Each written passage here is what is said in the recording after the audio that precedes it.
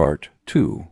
The phone call that buried the eco. In 2020, Africa almost changed everything.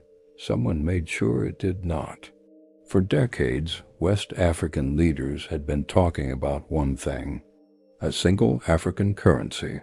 No more CFA franc. No more French treasury. No more asking permission to use your own reserves. They called it the ECAG. 15 nations agreed. The announcement was made. The date was set. The world noticed. France noticed more than anyone. What happened next was never reported in major newspapers. There was no war, no coup, no public argument. There was a meeting. There were conditions. There were quiet conversations between finance ministers who understood which side of the table held the power. The ECO's original terms required African countries to withdraw their reserves from the French treasury before the currency launched. That condition disappeared.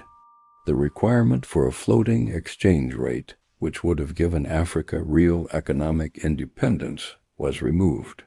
The timeline for launch was extended, then extended again, then quietly abandoned. What Africa announced as liberation became, after those meetings, a rebranding exercise. They kept the name ECO.